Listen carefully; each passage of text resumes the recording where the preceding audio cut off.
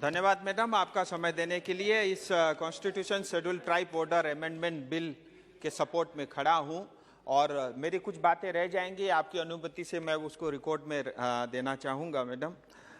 Madam, मैं सीधे अपनी क्षेत्र की बात पे आता हूं कि जो हमारे गोरखा समुदाय हैं उनसे संबंधित जो मुद्दे हैं उसमें काफ़ी समय लग रहा है और मैं आपके माध्यम से समस्त देश को ये बताना चाहता हूं कि गोरखा जिनको मूल रूप से जो है हिल ट्राइब के नाते जाना जाते थे और स्वतंत्रता के बाद उनको जो है इस अधिकार से वंचित कर दिया गया।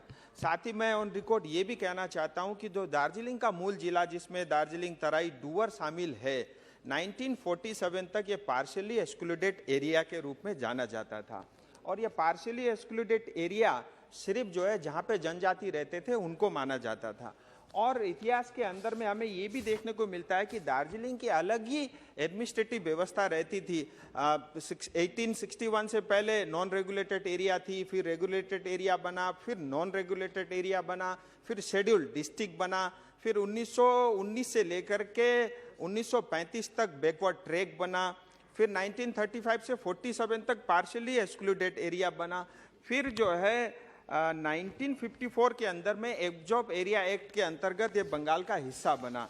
कुल मिला के मैडम मेरा ये कहना है कि बीच में 7 अलग अलग समाज के लोगों को, जिसमें लेप्चा, धुपका, भूटिया, यल्मो, शेरपा, लिंबू, सुब्बा, तामांग, इन लोगों को एसटी में शामिल कर दिया गया और 2002 और 3 अटल जी के समय में लिंबू और तामांग को भी इस एसटी शेड्यूल में रख दिया गया। लेकिन अभी भी 11 जनजातियां मगर, राई, सुनवार, याखा, गुरुंग, नेवार, खस, धीमाल, जोगी, धामी, भुजेल, ऐसे 11 जनजातियां छूटी हुई है।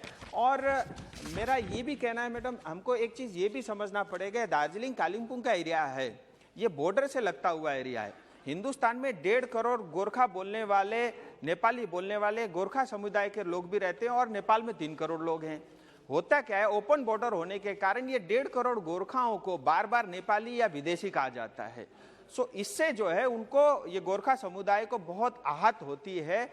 देश के प्रति हमारी वफादारी और हमारी ईमानदारी पे इस पे क्वेश्चन मार्क लगता है। इसलिए भी मैं ये मांग इसलिए नहीं कर रहा हूं कि सिर्फ हमारे बच्चों को स्कूल में एडमिशन मिले या नौकरी मिले, हमको ये भी देखना चाहिए ये जनजाति थे, छीन लिया गया, वापस इनको डालना है। इससे एक काम से कई सारे समाधान होते हैं। मैं आपसे ये मांग करता हूं कि इस प्रक्रिया को जल्द से जल्द किया जाए।